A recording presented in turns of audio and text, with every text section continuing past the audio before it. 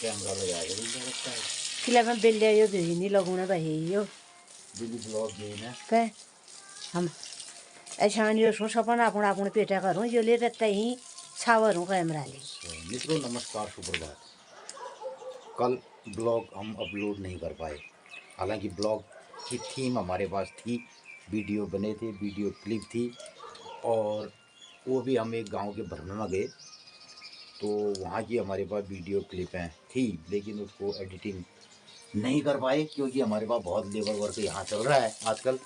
और फाइनली अब लेबर हमारी घर को जा रही है, तो जितना भी हमारा एक छोटा बड़ा काम है वो हम फिनिश करना चाह रहे हैं, तो इसलिए वक्त नहीं मिल रहा है। तो आज आप हमारे दिनचर्या के बाद जो ब्लॉग आप देखेंगे, जो वीडियो आप देखेंगे, वो एक गांव की है और मैं उस गांव में अपने मित्रों से मिलने गया था।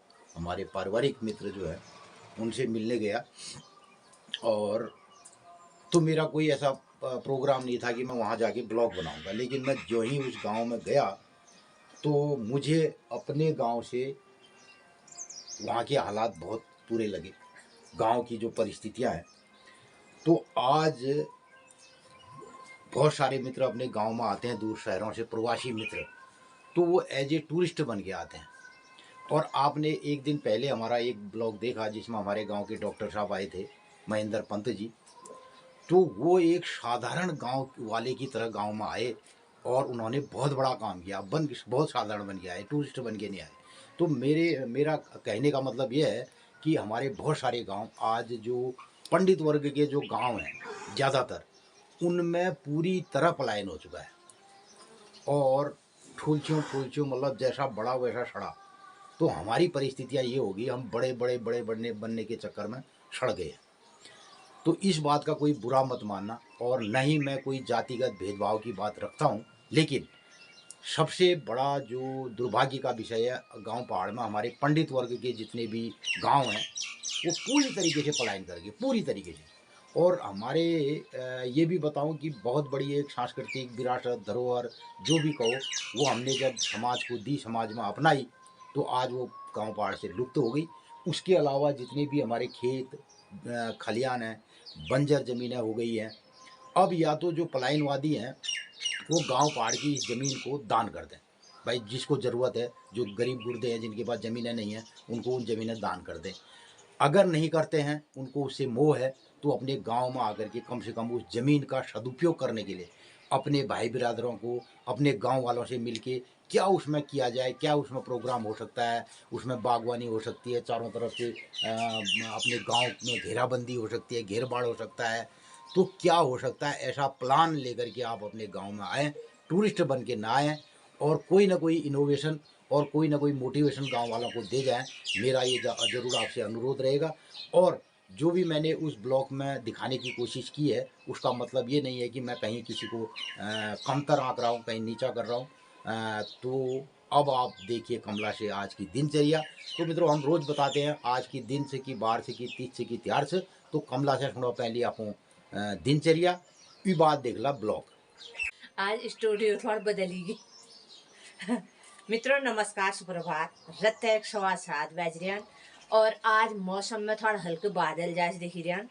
तो मित्रों आजुक दिनचर्या छे 18 फरवरी 2026 विक्रम संवत 2082 सिद्धार्थी नाम संवत्सर, सूर्य उत्तरायण, शिशिर ऋतु, फाल्गुन शुक्ल पक्षी, फाल्गुन 6 गते और आज प्रतिपदा तिथि शुक्ल पक्षी और भूली द्वितीया तिथि है जे। और आप जो यो अष्टम है आज प्रतिपदा तिथि, यो अष्टम होला अष्टक है जे, भूलने शुरुआत है जे। तो मित्रों हमारे घर में सामने में मैया मंदिरा देवदार दिखी रोनन।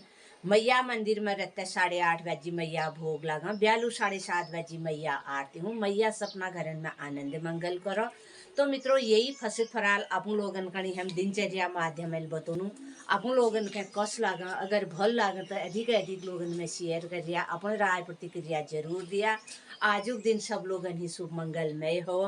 तो अब आप लोग जाओ गाँव में ब्लॉग शेष भाग देखो आजुक दिनचर्या। तो मित्रों अपने राय प्रतिक्रिया में आप लोग जरूर बताया कि हमार गांव पहाड़े हालत ये किले है और किले इसके पलायन जो गांव बेटी है आप लोग जरूर अपनी राय प्रतिक्रिया आज व्यक्त कर दिया। और आज के दिन सब लोग शुभ मंगलमय हो। नमस्कार, धन्यवाद। अब लागू आप और कारवा। तो आज हमारा होगा भ्रमण का कार्यक्रम और यहाँ से देखते हैं कहाँ तक जाते हैं और फिर आपको भी मिलाते हैं लोगों से।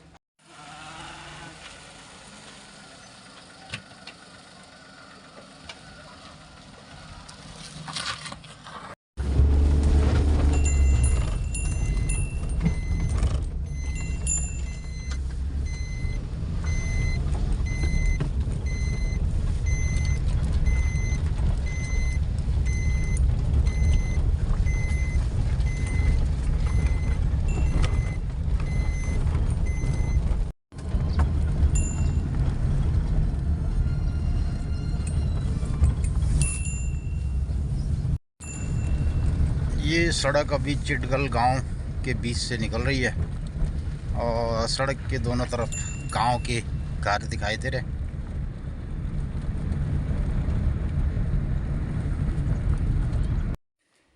तो इधर मैं पहुंच गया पोखरी गांव में और आज मैं दिखाता हूं कुछ पोखरी गांव का भ्रमण। इधर जब अभी हम आजकल हमारे उत्तराखंड के गांव में घूमते हैं, जाते हैं, तो इस तरीके के घर दिखाई देते हैं। ये सारे खंडहर और तो मित्रों गांव पहाड़ में ऐसे गांव जहाँ पे पलायन की मार जो झेल रहे हैं और जो एक ज़माने में प्रसिद्ध गांव रहा करते थे, तो आज उनकी हालत ये है। तो ये पूरे मोहल्ले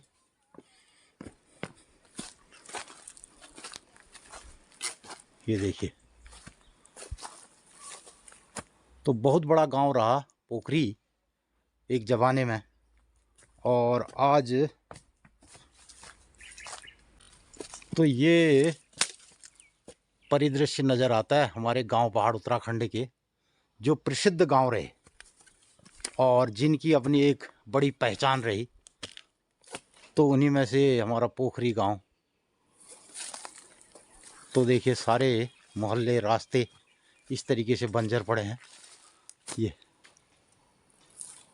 तो यहाँ पे ये ओखली, तो न जाने कितने लोगों ने इसमें ओखल कुटा होगा। और इधर एक घर जो ठीक ठाक बनाया गया है जिसमें ऊपर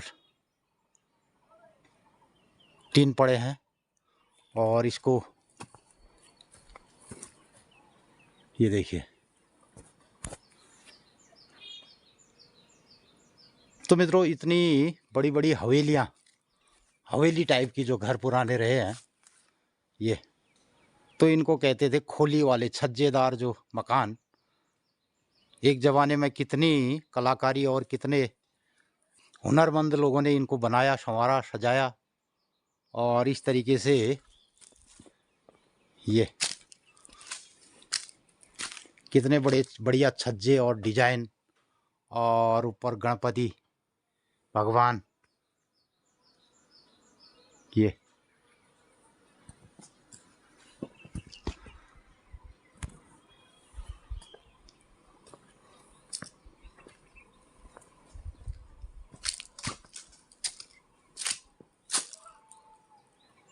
तो मित्रों मैं आज पोखरी गांव में भ्रमण के लिए आ गया और अपने मित्रों से मिलने के लिए, तो जब इस मोहल्ले से नीचे को जा रहा था तो मेरी नज़र पड़ गई इन उजाड़ और वीरान घरों में। न जाने कितनी यहाँ पे बसाशत रही होगी एक ज़माने में और कितनी चहल पहल रही होगी इन मोहल्लों में। देखिए पूरी एक बाखली अब धराशायी हो गई है, देखिए। और ये बंजर पड़े आंगन, तमाम पूरी घास के बड़े बड़े जंगल चारों तरफ, ये परिदृश्य दिखाई देता है। तो एक पूरी संस्कृति और विरासत अब गांव पहाड़ के इन मोहल्लों में धीरे धीरे खंडहरों में तब्दील हो रही है। तो अभी तक मुझे इन मोहल्लों में कोई नहीं दिखाई दिया जिनसे मैं पूछूं कि इस मोहल्ले को क्या कहते और इसका क्या नाम रहा इन मोहल्लों का। तो यहाँ पे अभी मुझे कोई नहीं दिखाई दिया कि किसी से ये पूछा जाए कि ये मोहल्ला पोखरी में कौन सा मोहल्ला रहा। तो यहाँ पे अभी कोई बताने वाला मुझे नहीं मिला। लेकिन मैं इन खूबसूरत छज्जेदार घरों को अपने कैमरे में इस तरीके से कैद कर रहा हूँ। हाँ, मेरे जो दर्शक मित्र हैं जो हमारे ब्लॉग देखते हैं, तो आप लोग अगर कोई इन मोहल्लों के रहे हैं गांव से, तो आप ज़रूर अपने कमेंट में ज़रूर बताइएगा ये मकान किसका रहा, ये मोहल्ला किसका रहा और क्या इसको पोखरी के इस मोहल्ले को क्या कहते हैं। ये मैं अपने दर्शकों के ऊपर छोड़ता हूँ और वो बताएं कि अगर उनका यहाँ से ताल्लुकात रहा है तो ये घर उनका है, ये मोहल्ला उनका है और इस मोहल्ले का क्या नाम है। तो किसी ज़माने में यहाँ पे आम घरों की भीड़ भाड़ और खूब चहल पहल रहती थी और मैं खुद यहाँ पे आया हूँ, इन मोहल्लों को से गया हूँ और ये रास्ता आगे जा कर के नीचे गाँव की ओर यहाँ से हटकेश्वर की ओर जाता है। तो उन रास्तों में मैं देख रहा हूँ कि कितने घर ये बंजर पड़े हैं। देखिए, ये देखिए, और ये देखिए लगाने को तो इनमें लोगों ने ताले लगाए हैं। अब दरवाजे ही टूट गए हैं तो अब ताले की भी क्या ज़रूरत है। जब पूरी तरह से मकान ऊपर से खंडहर हो गया तो इन लटके हुए तालों के बारे में आप क्या कहेंगे, बताइए। ये देखिए। तो मित्रों, 2000 में जब हमारा नया राज्य उत्तराखंड बना तो इन विगत 25-26 सालों में जो भरपूर हमारे गांव रहे उनका आज क्या परिदृश्य दिखाई दे रहा है, ये किसी ने सोचा होगा। तमाम अब ये जो खंडहर दिखाई दे रहे हैं इनके ऊपर बड़ी बड़ी घास उग गई है और चारों तरफ से खेत जो कभी हरियाली से गुलजार रहते थे। ये देखिए, ये देखिए।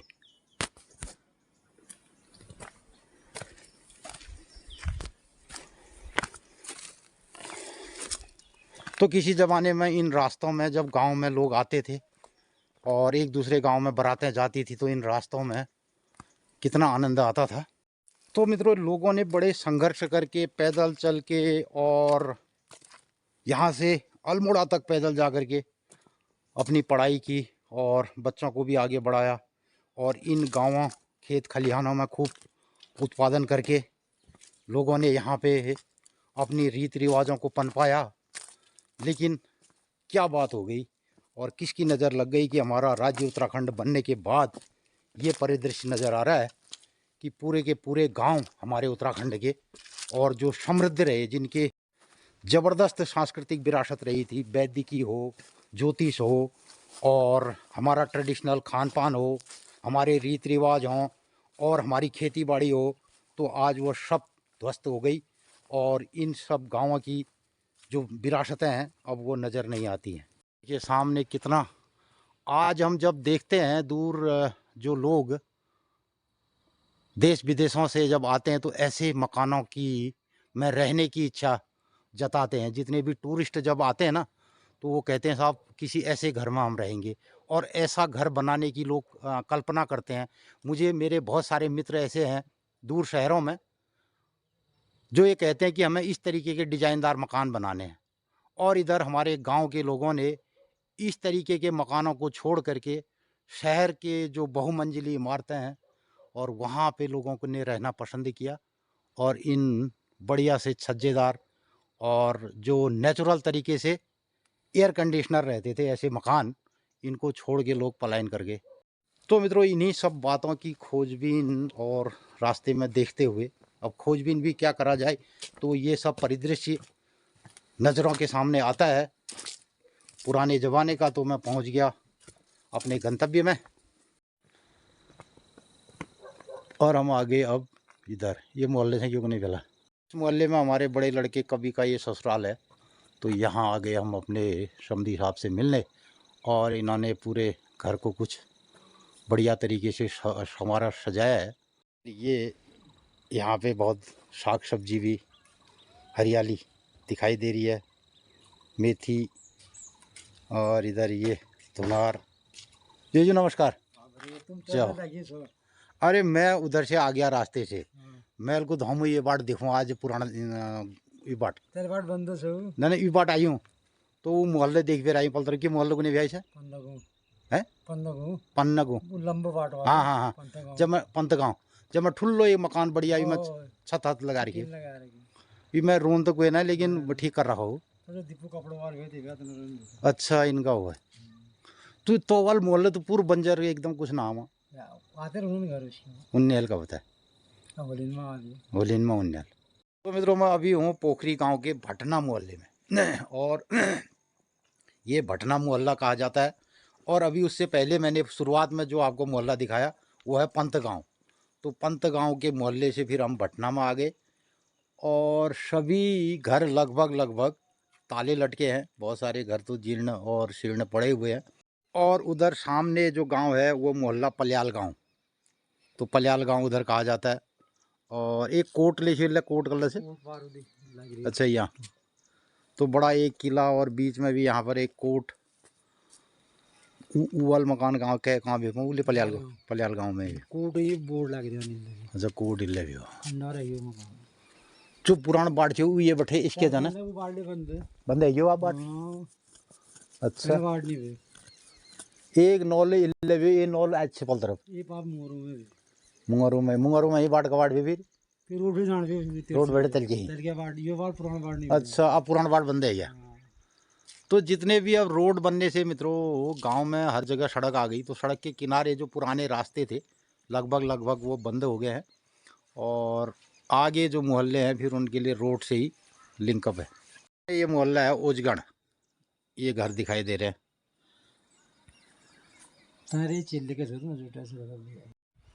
तो ये मकान वाल कहाँ रोनन को तुम्हें ये मकान वालों ने एक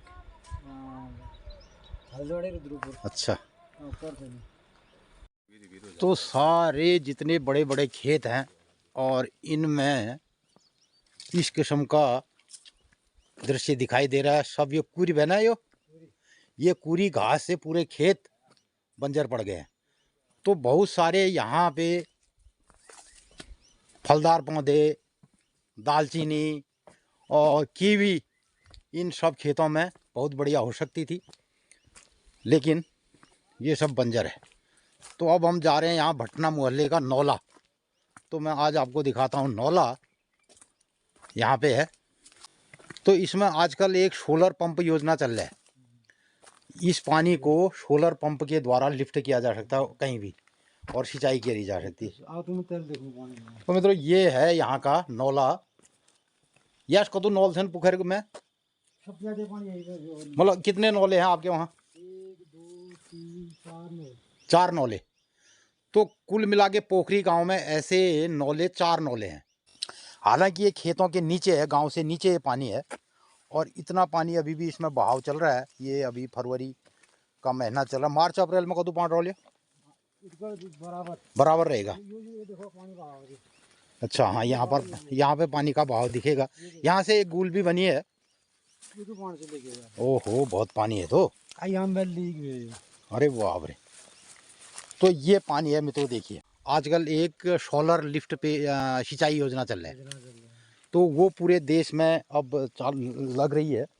तो यहाँ पे ये सोलर पंप से पानी लिफ्ट करके ऊपर टैंक बन सकता है ऊंचाई में और फिर इन सारे खेतों में इसकी सिंचाई हो सकती है।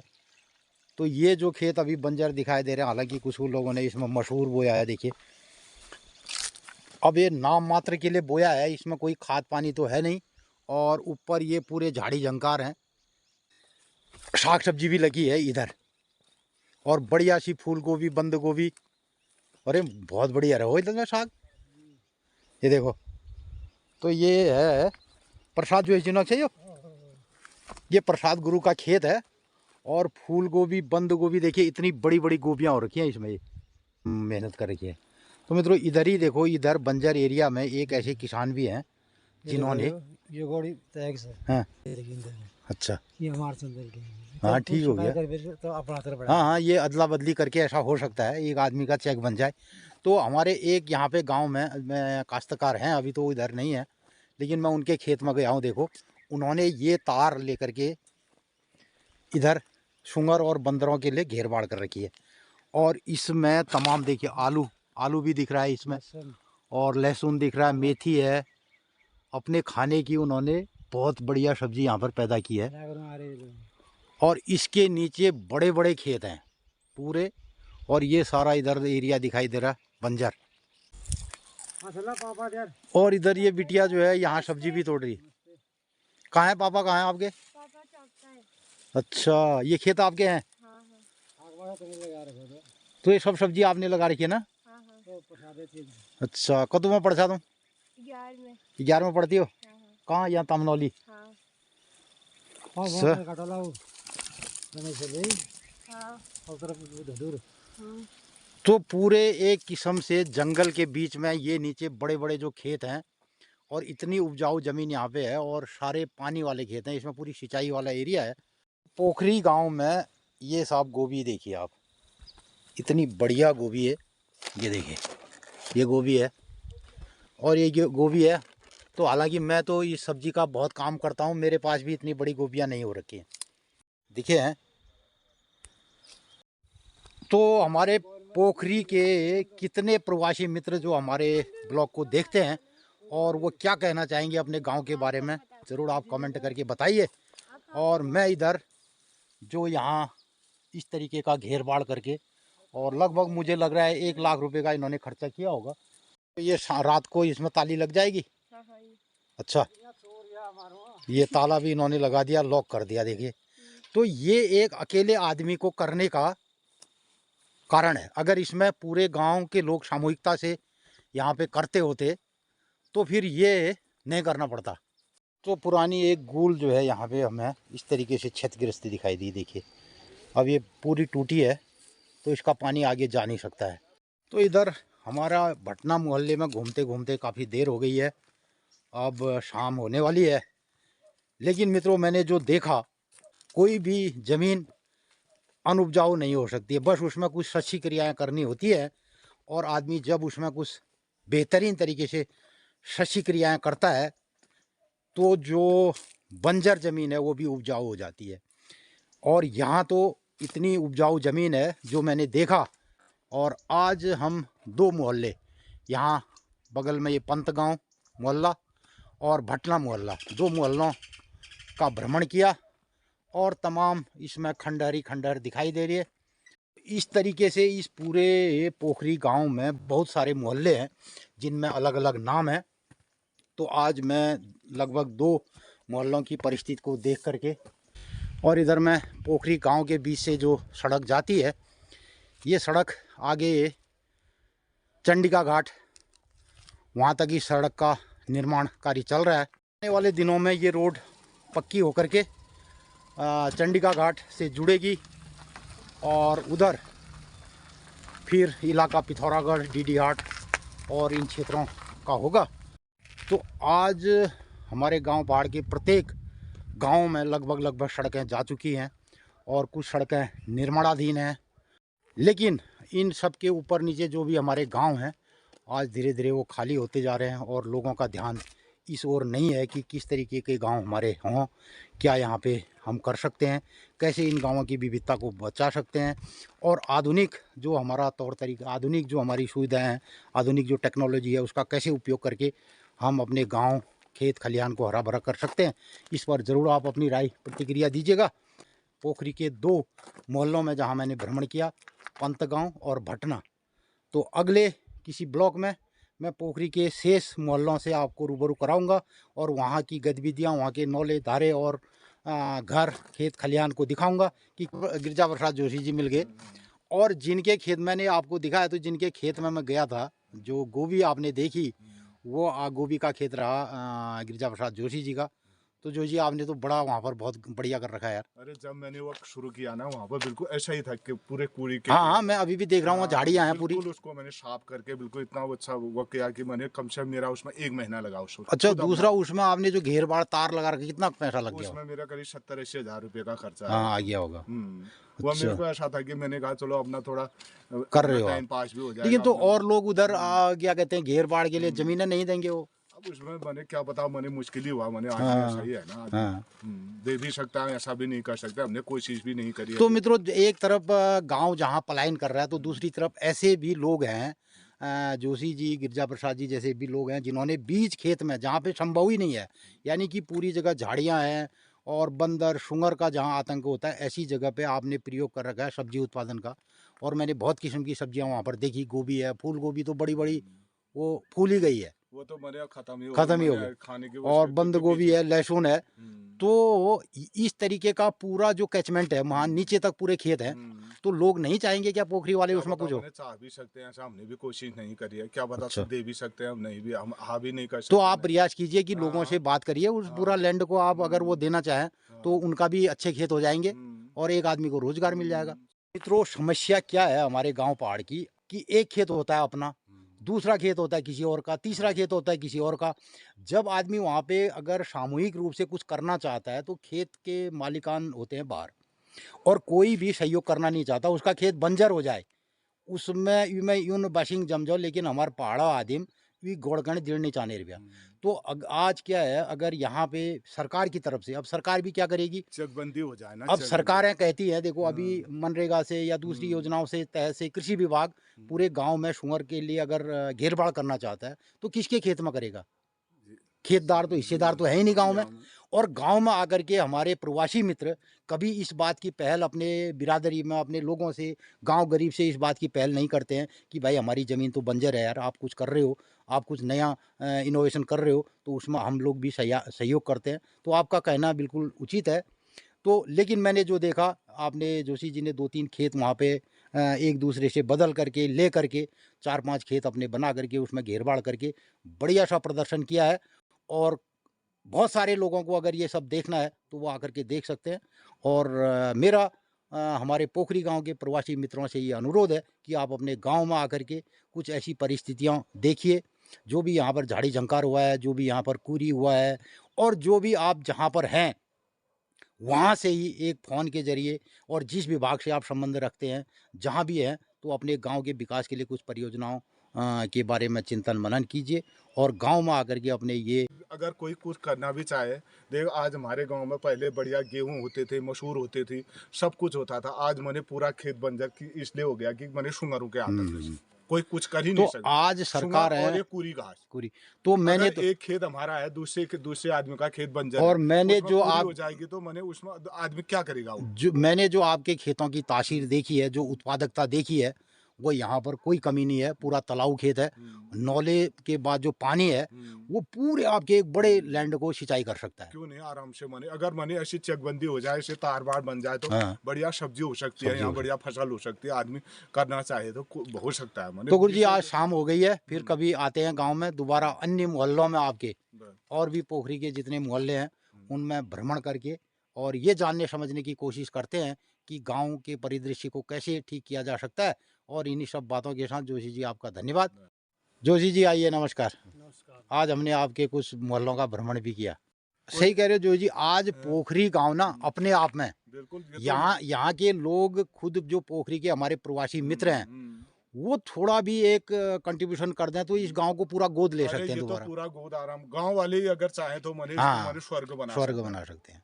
ऐसा गांव देखो, मकान देखो, यहाँ पुरानी खोलियां देखो, सब देख कोई लिया। नए मकान कोई होंगे नहीं, सब पुराने पुराने बढ़िया मकान। आज हमारे पास जो शहर से जो टूरिज्म के लिए आ रहे हैं ना, वो कह रहे हैं यार हम ऐसा मकान हमें चाहिए, जैसे यहाँ मैंने देखे खोली वाले उन डिजाइनों को पसंद कर रहे हैं। मेन समस्या है हमारे गांव में पानी की। क्या सोलर जाए, अगर लग जाए ना, फिर तो सोलर से तो हमारे वहाँ मेन समस्या है आपके पानी। 4 नौलों का पानी इस रोड से ऊपर आराम से लिफ्ट बढ़- कर जाएगा। हाँ, हाँ, आराम और से। जितना आप सिंचाई करना चाहते हो उतनी बिल्कुल सिंचाई हो बढ़िया, सकती है। आराम से कर। तो मित्रों, एक पूरे ज़िले में जितने अधिकारी होते हैं, जितने अफसर होते हैं, जितने कर्मचारी होते हैं, वो इस गांव में होंगे। इस गांव में तो ऐसा मैं कोई माने कोई इतने प्रवासी मित्र हैं हमारे जिले में, जितने विभाग होते हैं बस हर उतने विभाग में। विभागों के बड़े अधिकारी बस। और कर्मचारी इस गांव में हैं। और कोई शहर ऐसा नहीं होगा जिस शहर और में हमारे पोखरी घाट नहीं पूरे हिंदुस्तान में कोई शहर ऐसा नहीं होगा जहां इस गांव के लोग पोखरी नहीं घाट जो बसते हैं। है। तो आज मेरा एक अपने ब्लॉग के माध्यम से कुछ प्रवासी मित्रों से जरूर अनुरोध है कि जब भी आप अपने गांव में आते हैं, बहुत सारे घरों को मैंने व्यवस्थित देखा है और जब पता किया तो होली में लोग आते हैं, दिवाली में आते हैं, तो क्या चाहेंगे कि इस पोखरी गांव को पुनः एक हरा भरा संपन्न बनाया जाए। तो इस आज के दिन इस पर क्या विचार मंथन कर सकते हैं। और इन्हीं सब बातों के साथ मैं आज के ब्लॉग का कर रहा हूँ यहाँ पे समापन। फिर मिलते हैं पोखरी गांव में आने वाले दिनों में किसी दूसरे मोहल्ले पर जाकर के वहाँ की स्थिति का जायजा लेकर के फिर ब्लॉग बनाने की कोशिश करूँगा। तब तक के लिए नमस्कार, धन्यवाद।